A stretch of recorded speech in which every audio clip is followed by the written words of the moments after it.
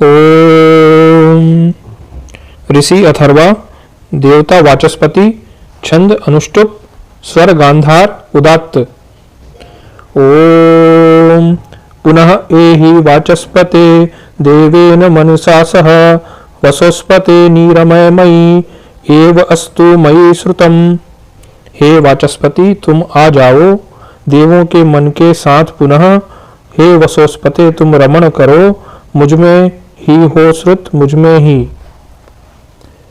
मंत्रार्थ।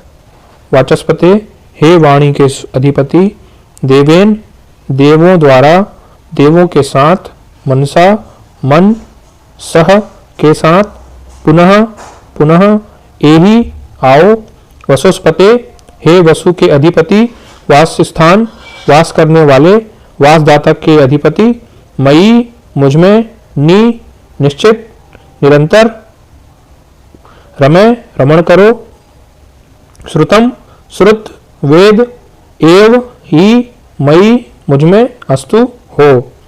भावार्थ। हे वाणी के अधिपति, देवों द्वारा, देवों के साथ, मन के साथ फिर आओ। हे वसु के अधिपति, वास स्थान वास करने वाले, वासदाता के अधिपति, मुझमें निश्चित निरंतर रमण करो। बहुश्रुत सुना हुआ अर्थात ज्ञान, मुख्यतः वेद, वेद को श्रुति भी कहते हैं, वह वेद ही मुझमें हो। वाचस्पति शब्द से सामान्य वाणी के साथ मुख्यतः वेद वाणी के रक्षक स्वामी का भाव लेना चाहिए। श्रुत शब्द से वेद का संकेत है।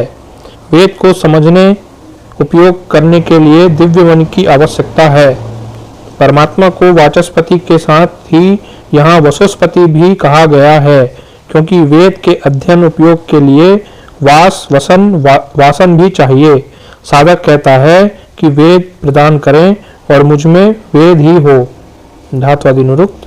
पुनः अव्यय। एहि आ उपसर्ग, ई जाना, आ ई आना। वाचस्पते वच बोलना, अध्ययन करना, पथ जाना, ऐश्वर्य होना, पराक्रम होना। देवेन दिव, गति करना, प्रकाश करना, स्तुति करना, आनंद करना, प्रीति करना, गर्व करना।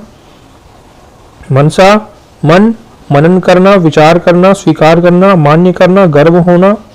सह अव्यय। वसुस्पते वस, निवास करना, आच्छादन करना। पथ जाना, ऐश्वर्य होना, पराक्रम होना। नी अव्यय। रमय रम, रमना, पीड़ा करना। मई सर्वनाम। एव अव्यय। अस्तु अस, होना। मई सर्वनाम। श्रुतम श्रु, सुनना, श्रवण करना, जाना। ओम खम ब्रह्म।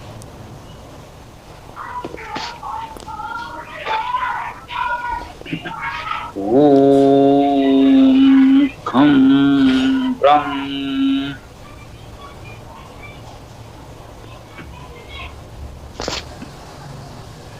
अथर्ववेद प्रथम सूक्त पर हम लोग चर्चा कर रहे हैं। ओम पुनः एहि वाचस्पते देवेन मनसा सह वसोस्पते निरमय मयि एव अस्ति मयि श्रुतम्। हे वाचस्पति, तुम आ जाओ देवों के मन के साथ पुनः। हे वसोस्पते, तुम रमण करो, मुझ में ही हो श्रुत, मुझ में ही।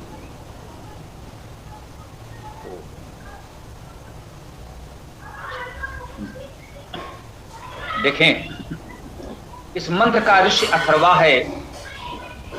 अथर्वा का अर्थ अहिंसक, अविचल, हम लोग चर्चा कर चुके हैं।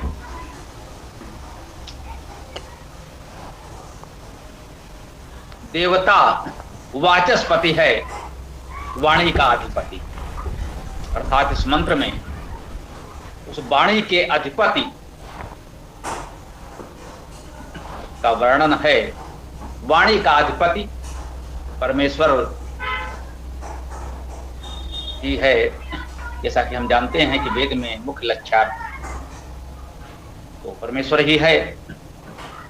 किसी मंत्र में उसके विशेष गुण की चर्चा होती है उसे उस मंत्र का देवता कहा जाता है, उस मंत्र की दिव्यता कहा जाता है।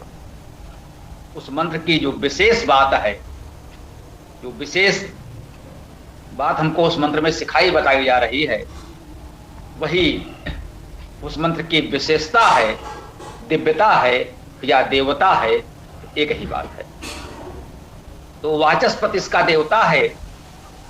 हे वाणी के अधिपति परमेश्वर, परमेश्वर तो है ही, कह रहे हैं पुनः ए ही वाचस्पते। वाचस्पते पद संबोधन कारक में है। हे वाचस्पते, हे वाचस्पति, हे वाणी के अधिपति। हम जो कुछ बोलते हैं, हमें ये बोलने की वाणी की सामर्थ्य उस परमेश्वर ने दी, तो हम कहते हैं हे वाणी के अधिपति। वेद को उस परमेश्वर की वाणी कहा जाता है, इस रूप में भी हम ग्रहण कर सकते हैं, हे वाणी के अधिपति, अर्थात हे वेद वाणी के स्वामी, हे वेद वाणी के अधिपति। वेद की विद्या, यह वाणी हमें आपसे प्राप्त हुई। पुनः ए ही, पुनः अव्यय है, हम सब जानते हैं, परिचित है। पुनः पुनः, बार बार, फिर पुनः है ए ही। आप पुनः आइए। ए ही, आ ई, आ उपसर्ग है और ई धातु का अर्थ है गति करना, जाना। आ उपसर्ग लग गया तो उसका अर्थ हो गया आना। ए ही मध्यम पुरुष, एक वचन की क्रिया है, डट लकार लोट लकार में संभोता। ए ही, आइए।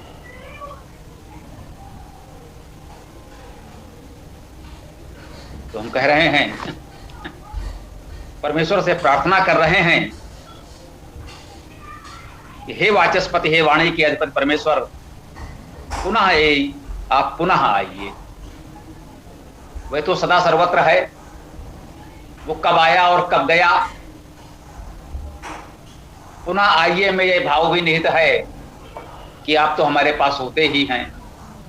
कहीं ना कहीं हम विमुख हो जाते हैं, हम भूल जाते हैं, हम विसार देते हैं। तो हे प्रभु, हे परमेश्वर वाचस्पति, हमारे मन में आप बने रहें। इस वेद वाणी का पठन पाठन स्वाध्याय चिंतन हम करते रहें। पुनः ये वाचस्पति, हे वाणी के अधिपति, पुनः आइए, अर्थात इसका भावार्थ ये ग्रहण कर सकते हैं कि हम पुनः पुनः वेद वाणी का पठन पाठन स्वाध्याय निरंतर करते रहें। देवेन मनसा सहे, देवेन देव के साथ, मनसा मन के साथ, सह भी है तो साथ का अर्थ निश्चित हो गया। देवेन मनसा में तृतीया विभक्ति एक वचन है, तो इसका अर्थ उसके द्वारा उसके साथ इस रूप में लिया जा सकता है। और सह स्पष्ट कर रहा है कि उसके साथ आइए। देवेन मनसा सह, देव के साथ, मन के साथ, या कह सकते हैं देव स्वरूप मन के साथ, या मन रूपी देव के साथ। मन भी देव है। शिव संकल्प सूक्त में इसका बहुत सुंदर वर्णन है, हम लोग पढ़ेंगे। तो क्या कह रहे हैं, दिव्य मन के साथ आइए। सहज अर्थ इसका इस प्रकार ग्रहण कर सकते हैं कि हे वाचस्पति, हे वाणी के अधिपति, आप पुनः पुनः दिव्य मन के साथ आइए। देवेन दिव्य प्रकाशमान, मन, मनन, विचार करना। तो यदि हमारा मनन, मन, विचार, चिंतन दिव्य हो, देव गुण संपन्न हो, तो वह वाणी का अधिपति। यदि इस दिव्य मन के साथ हम वेद वाणी का स्वाध्याय चिंतन मनन करते रहें, तो जो इस वेद वाणी का अधिपति परमेश्वर है, वह भी हमें प्राप्त हो। यह स्वाभाविक है। इस बात की ओर इस मंत्र में निर्देश उपदेश किया जा रहा है। और आगे कह रहे हैं, वशोस्पते, हे वसु के अधिपति। वाणी के अधिपति तो हैं, केवल वाणी से तो निर्वाह नहीं होगा, पूरे उपदेशों से तो जीवन नहीं चलेगा। तो कहा वसोस्पते, हे वसु के अधिपति, आवास, वसन, वासन, जो भी हमारे जीवन के संसाधन हैं, जो इस संसार में बसने के रहने के लिए आवश्यकताएं हैं, वे सब इस वसु शब्द में समाहित हैं। हम पहले भी विभिन्न मंत्रों की व्याख्या में चर्चा कर चुके हैं। तो बस धातु का अर्थ बसना, रहना। तो बसने के जो साधन हैं वो वसु हैं। उसमें आवास, निवास भी है, वसन, वासन भी है। और हे वसोस्पते, हे इन वसुओं के अधिपति, निरमय मई, मुझ में रमण करो। नी तो उपसर्ग है, निश्चित रूप से निरंतर। रम धातु है, रमना, रमण करना, सहज है, स्पष्ट है। मई, मुझ में, ये सर्वनाम है। तो कह रहे हैं हे वसुओं के अधिपति, मुझ में निश्चित निरंतर रमण करो। वह वाणी का अधिपति है, कह रहे हैं आप पुनः आ जाओ। आएगा तो तभी जब हम उसकी वेद वाणी को अपना लेंगे। उसके आने के लिए पहले बताया वाचस्पति, वाणी के अधिपति हो। हम इस वेद वाणी को अपना रहे हैं, इसका हम पठन पाठन, स्वाध्याय, मनन, चिंतन कर रहे हैं, तो हम प्रार्थना करने के अधिकारी हैं कि पुनः पुनः हमारे जीवन में आ जाओ। वे तो सर्वव्यापी है, वो हमारे जीवन में अनुभूत हो, उसकी अनुभूति हमें हो, यही उसका आना है। पुनः पुनः आ जाओ, निरंतर हम अभ्यास साधना करते रहें, उसकी अनुभूति निरंतर बनी रहे। और यदि ऐसा हो सके तो अगले चरण में हम कह पाते हैं हे वसोस्पते, हे वसुओं के अधिपति। आप लोगों ने देखा होगा वसु शब्द का अर्थ बहुत से विद्वानों ने धन, धान्य आदि कर दिया। भावार्थ अनुचित तो नहीं है, असत्य तो नहीं है। शब्दशः जिसका अर्थ हुआ बसने के साधन, तो उसमें आवास, वसन, वासन आदि सब कुछ हैं, यही तो धन, धान्य, संसाधन है।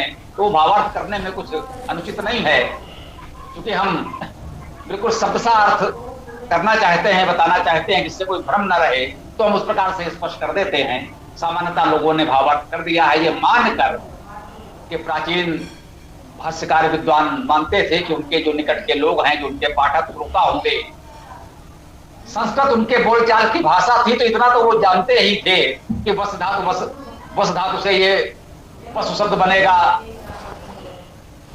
वच धातु से वाचा शब्द बनेगा। वो ये मानकर चलते थे कि इतनी जानकारी तो हमारे पाठकों, श्रोताओं में है ही, हमारे विद्यार्थियों में है ही, क्योंकि संस्कृत उनकी सामान्यता बोलचाल की भाषा हुआ करती थी। स्वामी दयानंद जी भी सामान्यतः संस्कृत भाषा में ही प्रवचन किया करते थे। बहुत बाद में उन्होंने ये लोक भाषा, जनभाषा बोलना प्रारंभ किया और उसे आर्य भाषा कहा। तो जिनके अभ्यास में संस्कृत भाषा हो, उनको ये बताना उतना आवश्यक नहीं होता कि प्रत्येक शब्द में बताया जाए कि वाचा में वच धातु है और वसु में वस धातु है। वो तो मान कर चलते थे, इसलिए उसका भावार्थ जो मुख्य समझते थे उसको कह देते थे। और किसी भावार्थ में उन्होंने किसी शब्द का प्रयोग किया, उन्होंने किसी शब्द का प्रयोग किया, तो सामान्य पाठक को जो इतनी गहराई से नहीं देख पाता है, उसको लगता है कि इनके भाष में ये कहा गया, उनके भाष में ये कहा गया, दोनों में अंतर है, तो क्या सही है।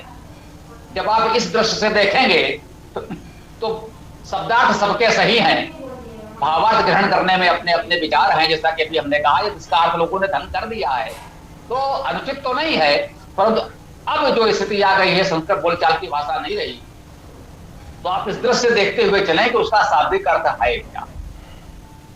तो बात को समझने में हमें सुविधा होती है, सरलता होती है और प्रामाणिकता बनी रहती है। कहते हैं हे वसुओं के अधिपति, मुझ में निश्चित रूप से निरंतर रमण करो। और यदि ये होने लगे तो फिर क्या कहना, जीवन का लक्ष्य तो पूर्ण हो गया, प्राप्त हो गया। एव अस्तु मयि श्रुतम्। यदि ऐसा हो जाए तो फिर क्या कहना, एव ही, अव्यय है, एव ही, अस्तु हो, अस धातु होना, अस्तु हो। अब हमसे पहले किसी भी भाष्यकार ने कि अपने भाषा में ये नहीं लिखा होगा कि अस्तु शब्द में अस धातु है, क्योंकि उनके सभी सुनने वाले पढ़ने वाले ये जानते थे, इतनी संस्कृत तो सबको आती थी। हम ये मानकर चल रहे हैं कि हमारे समझ जो विद्यार्थी हैं हो सकता है उन्होंने संस्कृत में कभी कुछ पढ़ा ही ना, तो इतना बताना आवश्यक हो जाता है जिससे कभी किसी को भ्रम ना। हमारे कार्य में यही नवीनता है, यही विशेषता है। शेष तो सब कुछ महर्षि का किया हुआ है, हम उसमें क्या कर सकते हैं। जो महर्षि ने कार्य किया है उसी को हम आगे बढ़ा रहे हैं, महर्षि के कार्य को आगे बढ़ा रहे हैं। हम यही कहते हैं, हम कुछ नया नहीं कर रहे हैं, उनके कार्य को आगे बढ़ा रहे हैं। नवीनता मात्र इतनी है कि वो विद्वानों के लिए बहुत कुछ कह जाते थे कि आप अपने आप समझ लेंगे। हम उन विद्यार्थियों के लिए बात कर रहे हैं जिन्होंने कभी संस्कृत पढ़ी छुई नहीं, जिन्हें संस्कृत व्याकरण भाषा के बारे में कोई जानकारी नहीं, वे भी वेद को समझ सके, उसका आनंद ले सके। बस हमारा इतना सा प्रयास है। तो देखें, कह रहे हैं एव अस्तु, एव ही अस्तु हो मई मुझ में श्रुतम, श्रुत सुना हुआ। वाचस्पति कहा था ना पहले, हे वाणी के अधिपति, जो आपकी वाणी सुनी है, वेद को श्रुत कहते हैं। इसको श्रुत परंपरा से ही अति प्राचीन काल से आज तक सुरक्षित रखा गया है। दयानंद जी के समय में शास्त्रार्थ में भी ऐसी बातें कुछ अवसरों पर आई हैं कि भाई इस शब्द को कैसे पढ़ा जाए, सत्य क्या है। तो हुआ कि भाई वेद पाठी को बुला लिया जाए। अभी भी देश में ऐसे बहुत से वेद पाठी परिवार हैं जो परंपरागत रूप से वेद कंठस्थ किए हुए हैं। लिखने में किसी भी छपी हुई पुस्तक में कोई भूल चूक हो सकती है, वो किसी अन्य की पुस्तक हो या हमारी हो। हम मान के चलते हैं, मनुष्य हैं, प्रयास कर रहे हैं। हो सकता है कहीं छापे की एक दो कोई भूल रह गई हो, यह संभव है। परंतु वे परंपरागत वेद पाठी जब वेद पढ़ देंगे तो उसमें किसी मात्रा हलंत विसर्ग का कोई दोष, कोई त्रुटि संभव नहीं। तो वो जो पढ़ देते हैं वो दोनों पक्ष, शास्त्रार्थ में बैठे हुए दोनों पक्ष स्वीकार कर लेते हैं कि इन्होंने जो पढ़ा है शब्द तो वही सही है। अब उस शब्द का क्या अर्थ लिया जाए, क्या भावार्थ क्या लिया जाए, वो दोनों विद्वान अपनी माथापच्ची करें। उसने अपना मंत्र पढ़ा और निकल लिया। उसकी भूमिका केवल इतनी थी, उसने ये बता दिया कि मंत्र का शुद्ध उच्चारण शब्द है क्या।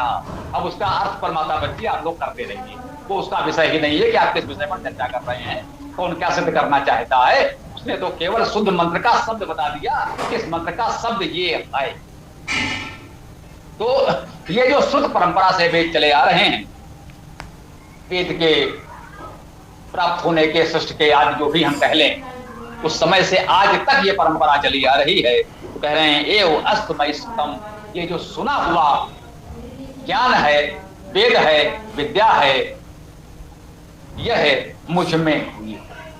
कह रहा है ये मुझ में ही हो। थोड़ा सोचने की बात है। ये वेद की भावना के अनुकूल उस परंपरा में प्रतीत नहीं होता। हमने सदा देखा है कि वेद में जब भी कुछ मांगा जाता है, कहते हैं हमारे लिए, हम सबके लिए, पूरे संसार के लिए मांगते हैं। कभी वेद में किसी ने ये नहीं मांगा होगा कि ये धन संपत्ति सुख सुविधा हमको मिल जाए, पड़ोसी को ना मिले, शत्रु को ना मिले, विपक्षी को ना मिले। हमने सबके लिए मंगल कामना की है।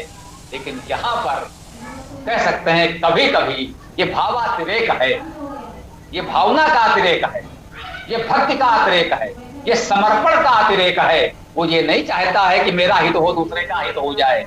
वो क्या कह रहा है, एव अस्तमयि श्रुतम, ये जो श्रुत है, ये जो आपकी वेदवाणी है, जो ये विद्या है, हे परमेश्वर, वो मुझ में ही हो। ये विद्या तो पूरी तरह से मैं संभाल के रखना चाहता हूं। जो धन संपत्ति आएगी वो हम सब में बांट देंगे, उसमें हम साझा कर लेंगे, कोई बात नहीं। कुछ घर हैं, आवास है, वस्त्र हैं, हमें मत दो, दूसरों को दे दो, कोई बात नहीं, हम उदारता से दे देंगे। सबसे बचेगा तो हम ले लेंगे, अधिक दूसरों को दे देंगे, हम थोड़ा ले लेंगे। लेकिन वो कहता है ये जो वेद विद्या मिल रही है, इसे तो हम समेट के अपने में रख लेंगे। हाँ, ये संकीर्णता नहीं है, ये ललक है, उदात्त है, साधना है, और ये हम सब में होनी चाहिए। इस विद्या को अधिक से अधिक हम अपने में समेट लें, ग्रहण कर लें, हम इसके अधिकारी पात्र बन जाएं। और जब हम ये विद्या ग्रहण कर लेते हैं तो क्या हम रुकते हैं? ये संभव ही नहीं है। जब ये विद्या हमें प्राप्त हो जाएगी तो हम सबको बांटना प्रारंभ कर देंगे। वो तो बांटेंगे ही, रुक ही नहीं सकते। हाँ, हमारे इस बात से किसी को यह भ्रम ना हो कि जब संपूर्ण वेद विद्या हमको आ जाएगी, हम परम ब्रह्मर्षि हो जाएंगे, तब किसी को वेद के बारे में कुछ बताएंगे जी। इसके लिए मेरा कहना यही होता है कि यदि आपने का सीख लिया है तो का सिखाना प्रारंभ कर दीजिए। जब कोई खा सिखाने वाला मिलेगा तो उससे हम खा सीखेंगे और दूसरे को सिखा देंगे। विद्या मिले उसे बांटते रहिए, क्योंकि विद्या तो वो धन है जो बांटने से बढ़ता है, और उसमें संकोच भी नहीं। अरे भाई, अभी हमने इतना सा तो पढ़ा है, हम क्या पढ़ाएं? जी नहीं, जितना पढ़ा है उतना पढ़ाइए। जब अधिक पढ़ लेंगे तो अधिक पढ़ाएंगे। ये मैं बचपन से करता आया हूं। जो कुछ पढ़ा वो दूसरों को पढ़ाया, अपनी कक्षा वालों को पढ़ाया। जिस कक्षा में हम पढ़ रहे हैं उससे बड़ी कक्षा के लोगों को पढ़ते देखा, कुछ उनसे सीख लिया, वो भी दूसरों को सिखाया। जो हमारे कक्षा में पाठ्यक्रम में नहीं था, हमारे से बड़े जो परिवार में हमसे बड़े थे, पड़ोस में हमसे बड़े थे, उनकी कक्षा में जो कुछ वो पढ़ रहे थे उनसे सीखा, वो भी सिखाया। तो ये तो प्राथमिक विद्यार्थी जीवन से स्वभाव है हमारा। तो हम तो यही चाहेंगे कि आपका भी हो। सीखते रहिए और सिखाते रहिए। एक एक कक्षा में एक दिन आपने हमसे जो कुछ सीखा समझा, प्रयास करें अगले दिन अधिक से अधिक लोगों को आप वो भी सिखाते जाएं। इस तरह से ये परंपरा चलती रहे, दीप से दीप जलता रहे। ओम खम ब्रह्म। आप किसी सज्जन को कुछ कहना हो, कोई प्रश्न हो तो बताइए, समय का सदुपयोग हो, बात आगे बढ़े। ओम।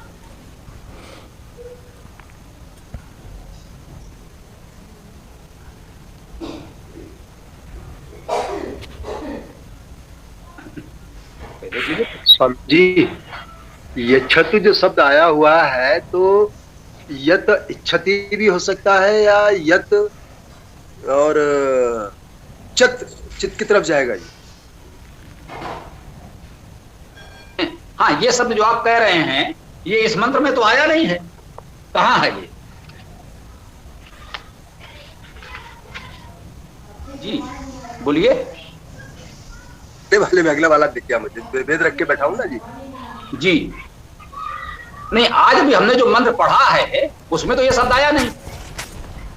हाँ नहीं, उसमें नहीं, ये आगे चला गया, चूक हो गई। नहीं कोई बात नहीं, ये शब्द कहाँ आया है?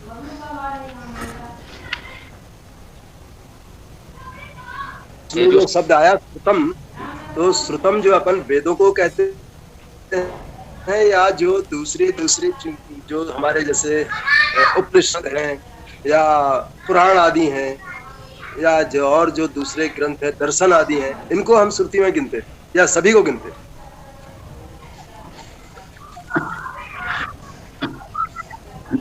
जी देखिए, यदि हम विशुद्ध शब्दार्थ की बात करें तो हम जो कुछ सुनते हैं सब श्रुत है।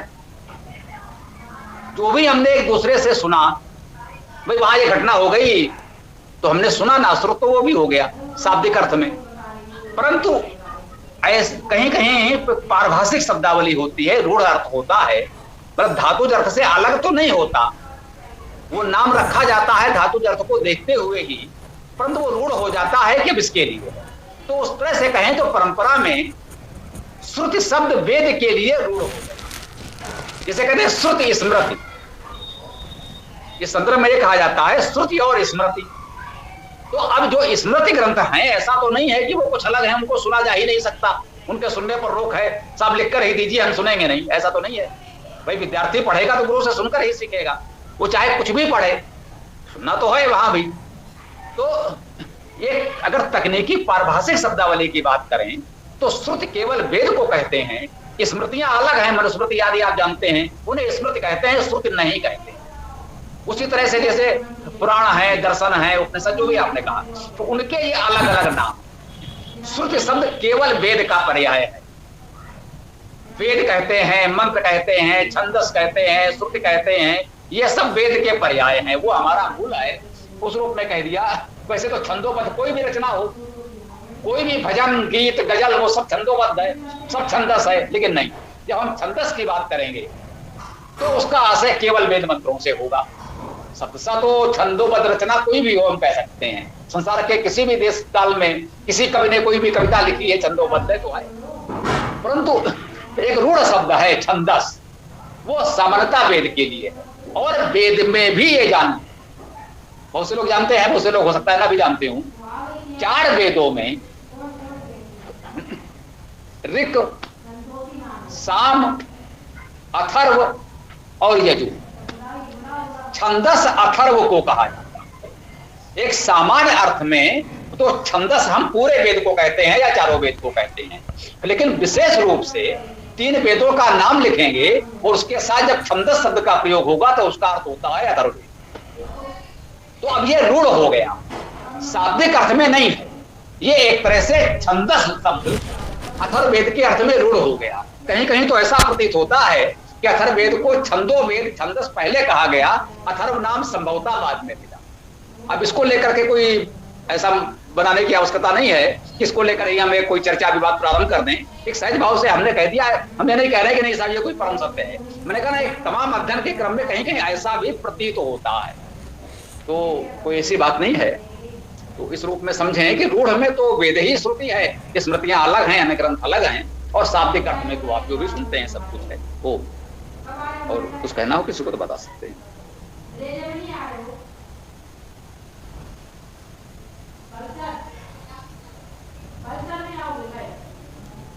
कुछ बोलना हो तो बोलें, समय का सदुपयोग हो, नहीं तो फिर समापन की ओर बढ़ेंगे। तो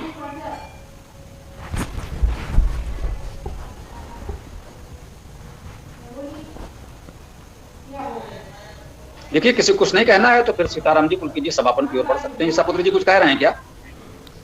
स्वामी जी, मैंने पढ़ा था कि ये जो अथर्ववेद है इसको कुछ लोग ब्रह्मवेद भी कहते हैं, क्या ये बात सही कहते हैं वो? जी ठीक कहा, जो हमने नाम लिए उनमें ये शब्द छूट गया था, आपने स्मरण करा दिया, अच्छा किया। अब वैसे देखिए यही जो उन्होंने कहा ब्रह्मवेद, तो वेद अपने आप में शब्द ब्रह्म कहा जाता है, ये भी सत्य है। वेद ईश्वरी वाणी है तो पूरा का पूरा वेद ब्रह्म वेद कहा जा सकता है, ये भी सत्य है। वेद का अर्थ है ज्ञान, जानकारी, तो ब्रह्म वेद का अर्थ है ब्रह्म से प्राप्त जानकारी, तो पूरा वेद भी कह सकते हैं। परंतु छंदो वेद और ब्रह्म वेद अथर्ववेद के लिए रूढ़ हैं। जब विशेष रूप से हम कहेंगे छंदस वेद या छंदो वेद तो वो अथर्ववेद माना जाएगा, जब हम ब्रह्म वेद कहेंगे तो उसे अथर्ववेद माना जाएगा। अथर्ववेद के विद्वान को ही ब्रह्मा का पद प्राप्त होता है। यजन आदि के आयोजनों में जो उसका प्रमुख होता है, प्रमुख आचार्य, उसे ब्रह्मा का पद दिया जाता है और ब्रह्मा का पद अथर्ववेद के आचार्य को दिया जाता है। ये परंपरा है, ये वेद में नहीं लिखा, तो इस पर बहुत ज्यादा हम कोई नहीं, ये केवल उस संदर्भ में, अथर्ववेद के संदर्भ में हमने कह दिया। इसका कोई बहुत प्रमाण खोजने या बहुत उसको मान्यता की आवश्यकता नहीं है, परंपरा है, बहुत ग्रंथों में उल्लेख मिलता है, परंतु हमारा मूल आधार, मूल प्रमाण वेद है। वेद में है तो प्रमाण है, नहीं तो है तो एक सामान्य जानकारी के रूप में ही स्वीकार्य है। धन्यवाद स्वामी जी। किसी को कुछ कहना है तो बोलिए या फिर समापन करें, समय भी हो रहा है, कोई बात नहीं। कोई कुछ कहना चाहे तो कह सकते हैं, प्रश्न कर सकते हैं, हम अभी प्रयास करेंगे।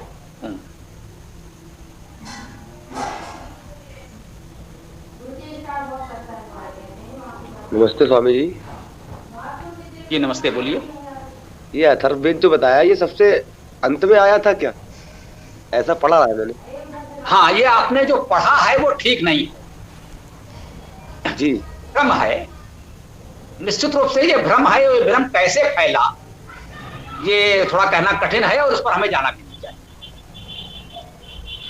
जैसा अगर आप पुराने देखेंगे हमारे इस कक्षा के जो आपको लिंक वीडियो मिले हैं, जब हम लोग पुरुष सूक्त की चर्चा कर रहे थे तो पुरुष सूक्त में एक मंत्र आया था, तस्मात यज्ञात सर होता ऋचा सामान्य जज्जिरे छंदांश जज्जिरे तस्मात यजु तस्मात अजाय।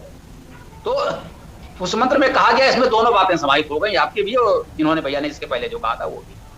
तो कहा है तस्मात यज्ञा सरहुता ऋचा सामान्य जज्जिरे, सबसे पहले क्या हुआ, उस सरहुत यजन से सबसे पहले ऋचा सामान्य जज्जिरे, सबसे पहले ऋचाएं अर्थात ऋग्वेद और उसके बाद सामवेद उत्पन्न हुआ। उसके बाद कहते हैं छंदांश जज्जिरे तस्मात, जो अभी बात आई कि छंदो वेद वो अथर्ववेद को कहा जा रहा है। तो सबसे पहले ऋग्वेद, उसके बाद सामवेद, उसके बाद अथर्ववेद और सबसे अंत में कह रहा है यजु तस्मात अजायत, सबसे अंत में यजुर्वेद उत्पन्न हो रहा है। और इन चारों वेदों के नाम आपको ऋग्वेद में मिल रहे हैं। ये जो कहते हैं अथर्ववेद बाद में आया है, वो ये भी कहते हैं कि साहब ऋग्वेद प्राचीनतम है, सबसे पहले ऋग्वेद था, उसके बाद ये हुआ वो हुआ और अथर्ववेद को बाद में आगे। तो ऐसा कुछ नहीं है। यदि ऋग्वेद को आप ही कह रहे हो सबसे प्राचीन है, कोई बात नहीं, हम लोग मानते हैं चारों वेद एक साथ आए। इसको हम इस प्रकार से कहते हैं कि वेद एक ग्रंथ है, उसके 4 भाग 4 संहिताएं हैं। जैसे रामायण में 7 कांड हैं, वैसे ही वेद के 4 संहिताएं हैं। ये 4 ऋग्वेद संहिता, सामवेद संहिता, अथर्ववेद संहिता और यजुर्वेद संहिता, ये 4 संहिताएं हैं। एक पुस्तक वेद के ये 4 भाग 4 संहिताएं, और उनका क्रम ये है, सबसे पहले ऋग, फिर साम, फिर अथर्व, फिर यजुर। जो ऋग्वेद में आए हुए पुरुष सूक्त के इस मंत्र में बताया गया है, क्या इससे बड़ा भी प्रमाण किसी को चाहिए? अब जिन्होंने वेद देखा नहीं, पढ़ा नहीं, वो कहीं से कोई भी अटकल लगाते रहे, उनकी इच्छा है, हमको इससे भ्रमित नहीं होना है। ठीक है भैया जी?